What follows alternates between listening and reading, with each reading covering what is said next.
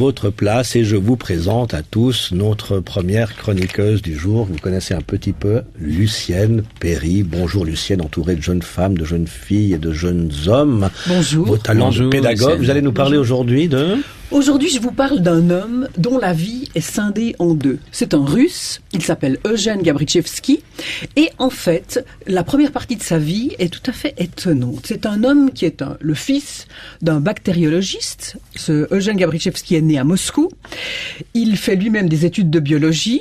Brillant, et il se spécialise dans la génétique. Il fait plusieurs articles qui sont remarqués, et puis du coup, ce jeune étudiant est invité aux États-Unis à travailler, à faire des recherches, invité ensuite à Paris, à l'Institut Pasteur, et vraiment, à ce moment-là, dans les années 1920, eh bien, on assiste à une amorce d'un parcours scientifique de haute qualité, vraiment de haut rang. Et puis, clac. Quoi, il y a un crash? Il y a un crash, c'est la rupture. Tout s'écroule et il doit absolument mettre un terme à cette carrière scientifique qui s'annonçait extraordinaire. Il est interné. Abattu, Clyde. Je trouve ça terrible, quoi. C'est terrible. Attendez la suite parce qu'il est interné. Interné dans un hôpital psychiatrique à Haar, près de Munich, et il va y rester 50 ans. C'est-à-dire que quand il est interné là, 36 ans, on est en 1929, date importante. Et il ressort en 1979, non. Mais il ressort dans son cercueil. Imaginez, 50 ans.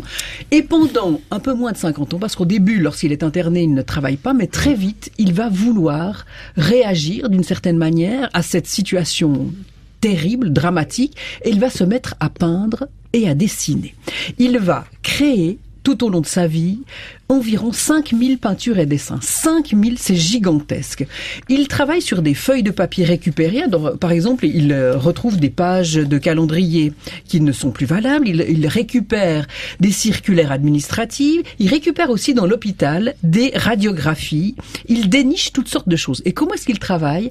Avec des techniques aléatoires. Alors, par exemple... C'est-à-dire par hasard? Voilà, il travaille avec le hasard. Par exemple, il a un papier et il étale la gouache et il intervient ensuite avec un chiffon, avec une éponge et apparaissent alors, surgissent des figures, des personnages, et alors il rétroagit. Vous voyez, il répond comme un dialogue. Il fait quelque chose avec ses tâches. Il fait quelque chose avec ses tâches l'inspirent, et il crée des petits personnages. Parfois ce sont des personnages, évidemment, anthropomorphes, quoi, et puis parfois ce sont des animaux, des bêtes monstrueuses.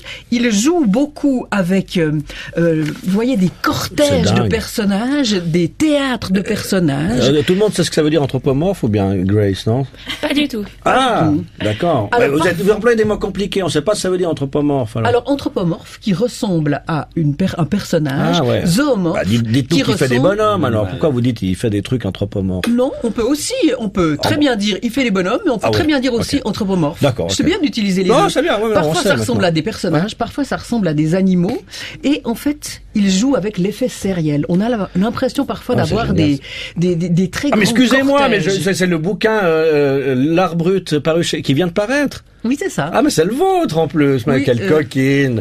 Vous venez nous parler de choses, puis en fait c'est pour dire que vous avez fait un livre. Non, pas du tout, mais je l'ai mis subrepticement entre vos mains. Ça me semblait bien. Vous savez que j'allais pas résister et que j'allais en faire une petite publicité. On peut l'acheter où, ce livre? On peut l'acheter dans toutes les librairies. Vous le dédicacez des fois? Oui, bien sûr. Aujourd'hui, à Fribourg. En plus, mais d'accord, on vient tous avec vous, vous avez une grosse voiture. Oui, j'ai une petite voiture, une Twingo. Alors, ok.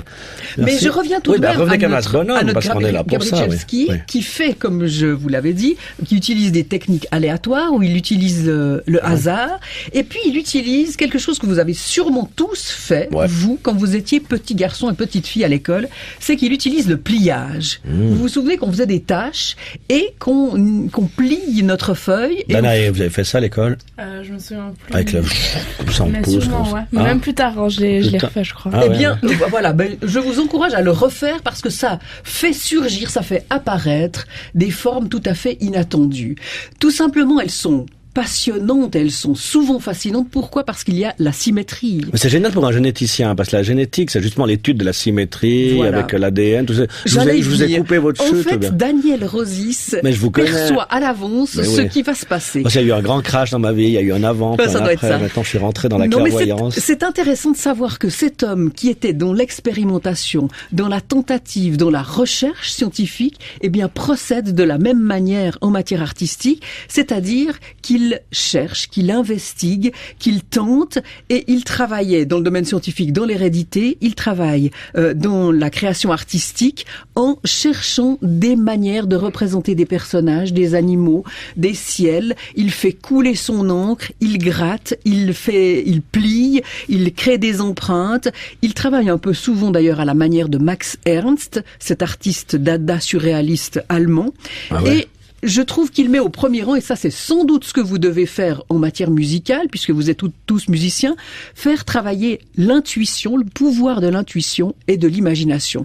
Je suis persuadée que ce pouvoir-là, que ce principe-là, celui de l'intuition, est extraordinairement fécond. Et vous qui êtes une chercheuse, mais un peu fantasque, est-ce que ça vous inspire aussi le travail de Gabrichevski? Vous faites ça aussi un peu, vous? Oui, sans aucun doute. Je crois au fond qu'il y a certains moments, il faut essayer de lâcher prise et de faire naître des idées. Souvent, il faut faire une autre activité. Vous avez sans doute, vous tous, expérimenté le fait que quand vous faites un travail manuel, répétitif, qui ne requiert pas forcément votre attention, par exemple faire la vaisselle, par exemple arroser des plantes, par exemple embrasser sa bonne amie. Non, coudre un ourlet.